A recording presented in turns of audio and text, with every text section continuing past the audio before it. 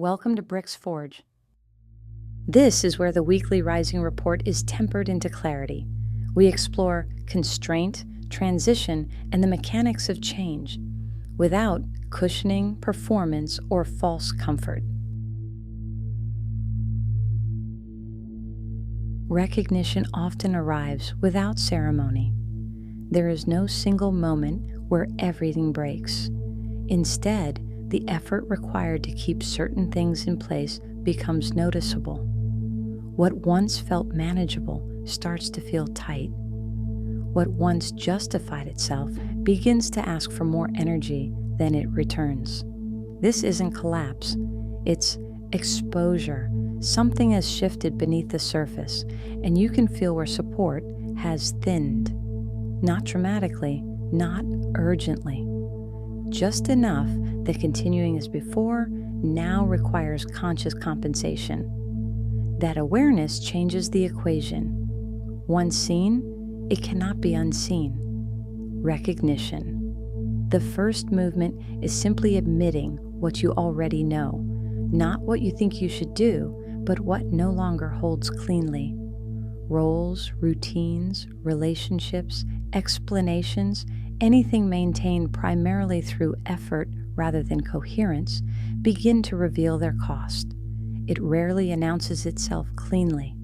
Instead, it shows up as a shrinking tolerance for noise, for misalignment, for effort that goes nowhere. Restlessness doesn't resolve. Impatience flares without a clear target. Familiar routines feel tighter than they should. The body registers friction before the mind explains it. What's being felt isn't anxiety or urgency.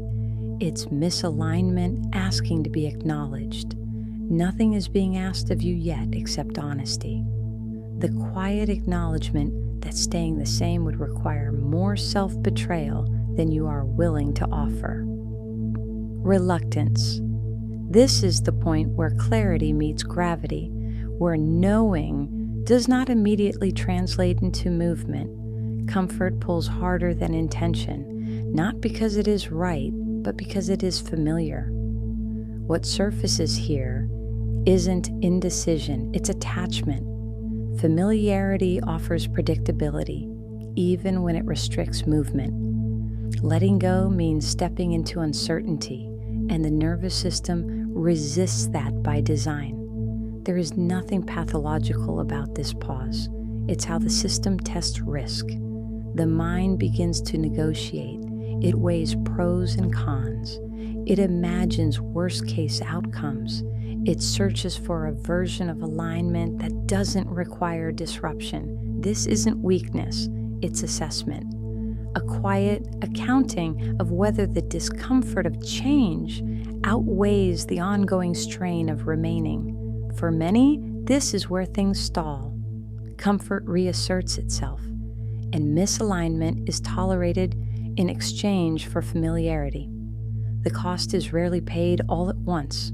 It accumulates slowly, expressed as frustration, irritability, and the sense of being trapped in circumstances that no longer fit. Still, this phase serves a purpose. It clarifies what you are actually afraid to lose and what you've already lost by staying. Realignment. Realignment does not begin with action. It begins with consent, that internal moment where you stop arguing with reality. This permission is rarely dramatic.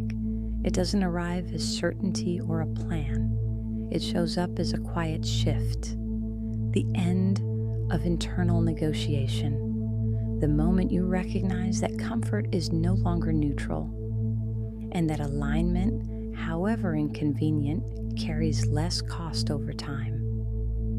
Choosing alignment over comfort is not about forcing change. It is about allowing direction. You stop propping up what has already begun to fall away. You let the field reorganize around what actually holds. Nothing needs to be rushed from here. Movement will come later. What matters now is no longer reinforcing what cannot come forward with you. What follows is quieter than action and heavier than indecision. It's the point where the internal argument ends and a choice becomes unavoidable. Not movement yet, but commitment to truth.